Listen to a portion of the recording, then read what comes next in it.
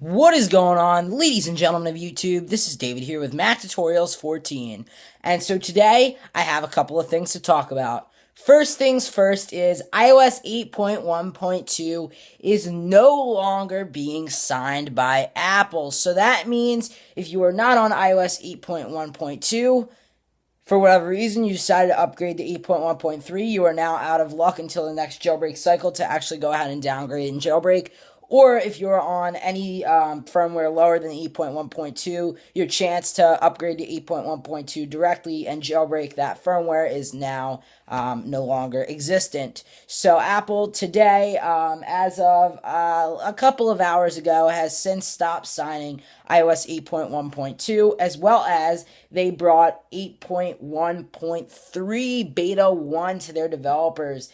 8.3 Beta 1 dropped, I believe, yesterday, or maybe it was the day before, but it did drop a little while ago, and it actually does include, there was two new features, I believe. One includes, as well as stability improvements, because there's always stability and bug improvements in each, individual iOS update. But new features-wise, there is a brand new wireless CarPlay feature. So basically, in order to use CarPlay on CarPlay-enabled cars, basically what you would have to do is you would actually have to plug it in through a Lightning connector through USB on the car.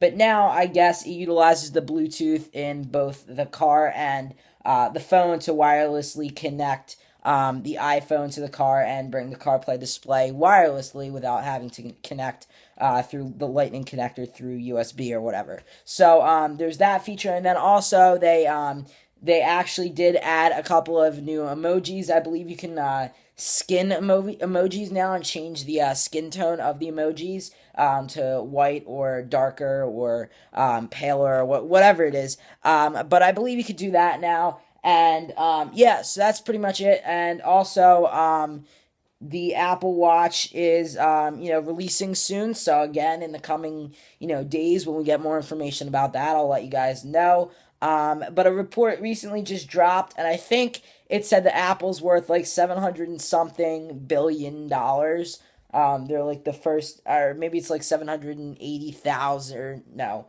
780 billion, or I don't know exactly the amount of money. But a new report just came out today. I did see it on Twitter. So that's basically all I wanted to say. Just wanted to update you guys that unfortunately I've been telling you guys this for a while on my YouTube channel, so that's why it's always best to stay tuned in. If you haven't seen my latest videos and you're tuning in now, unfortunately you're a little too late because iOS 8.1.2 has stopped being signed. So that's just a caution to anyone who was going to actually restore their device and again, update to or not update OTA, update via the ISPW files to 8.1.2 and freshly restore, or restore from iOS 7 to 8.1.2 to jailbreak that or whatever.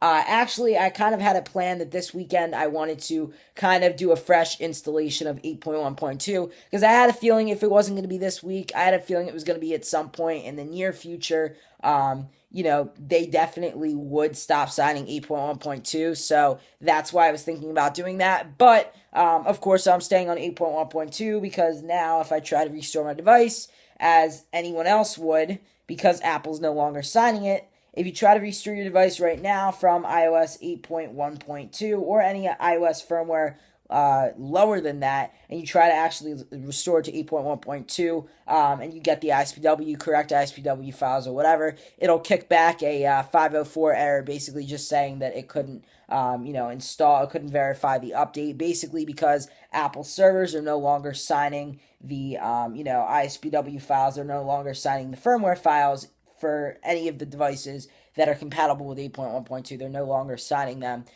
So it was kind of weird that, there were two iOS versions available for testing for beta for developers, because there was 8.2 beta 5 that was out, and then also 8.3 beta 1. So simultaneously, two side-by-side iOS betas, both iOS 8.2 beta 5 and iOS 8.3 beta 1 were simultaneously available to developers. I'm not sure if that's really ever happened. I don't really think it has. So it was definitely kind of weird. that was going on. So that's pretty much all I got to talk about in today's video. And yeah, guys, so make sure to stay tuned to my channel for more news about the forthcoming Apple Watch that'll be available fairly soon. And, just a bunch of stuff like that. Let me know down in the comment area below your opinions about the Apple Watch, about anything that we talked about, that I talked about in today's video. Do you think you will be picking up an Apple Watch? If so, what version of the Apple Watch are you going to be getting? Are you going to get the regular Apple Watch? Are you going to get the Apple Watch Sport Edition, where it's got different color bands? Or are you going to get the Apple Watch Classic or whatever it's called, which is the 24 karat gold, which is supposed to be like thousands of dollars? Personally, though, my opinion, like I said in other videos, I wouldn't go for the Apple Watch Classic top tier brand with the 24 karat gold, just because if it does end up being really, really expensive, you know that they're going to make another iteration of the Apple Watch, another generation, and, if this were to happen with iPhones, the original iPhone, back when the original iPhone launched in 2007, and it was like a gold-plated iPhone for like thousands of dollars, I definitely wouldn't recommend that because, we're already on the iPhone 6 and the iPhone 6 Plus. So already that's, a lot of iPhone iterations down the line. And if you look at the iPhone that was introduced, the original iPhone that was introduced in 2007, all the way up to the current iPhone 6 and iPhone 6 Plus in 2014 that was released into, I want to say December, but October of 2014, definitely a lot of the specifications are better and cleaner, and iOS is better and faster and everything than the original iPhone. So I would probably most likely guarantee that generations from now, the generations from now of the Apple Watch definitely will be much faster, more cleaner. Everything is going to look better. So if you are, debating whether or not you should get the, the gold edition with, that's going to be really expensive, I would definitely get it.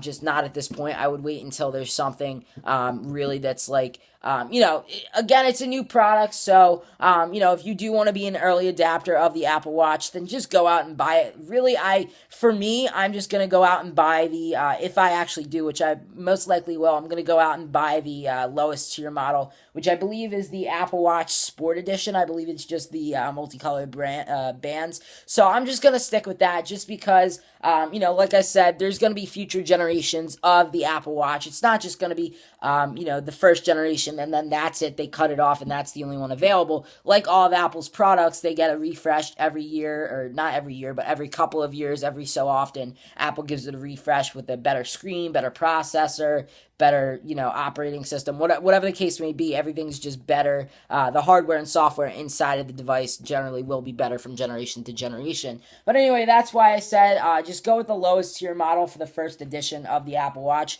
just because, like I said, it's the first generation. But anyway, guys, let me know down in the comment area below what you guys are planning to do. Are you guys planning to pick up the Apple Watch launch day? Are you planning to stay, to stand in line, to be one of the first to pick it up at your local Apple store? Are you going to wait until, reviews come out from CNET or anywhere else? You can see it on YouTube, unboxings and stuff, and wait until you actually see what the real product looks like and feels like, and you can actually get a demo in the Apple store, and then maybe you'll buy it a couple of months down the line. Or are you just not interested in the Apple Watch at all? Let me know down in the comment area below. To sum up what we talked about, guys, is iOS 8 Beta 5 was released, iOS 8.2 Beta 5 has been released for a little while, so that's on, the testing side, the beta testing side, as well as iOS 8.3 Beta 1 just got released a couple of days ago, so it's weird that side by side, simultaneously, there's two betas that could be tested, as well as also to iOS 8.1.2 as of today has currently stopped being signed by Apple. So anyway, anyone who didn't get the chance to update cannot. So make sure jailbreakers who were thinking about restoring or are on lower firmwares and wanted to restore to that, just don't do it. Stay on the current firmware you're on if you want to maintain your jailbreak, if you don't want to forfeit it. And unfortunately, if you already upgraded your device or you had a problem and you had to upgrade, whatever it is, if you're on 8.1.3 now, there's no way to go back down. And unfortunately, you have forfeited your jailbreak until the next jailbreak cycle, which most likely will be when 8.2 drops by Apple. And Taiji said that they have some things up their sleeves to actually jailbreak 8.2, the final version. But anyway, guys, that's pretty much it. Please be sure to like, comment, and subscribe. And until next time, this is David signing out. Peace.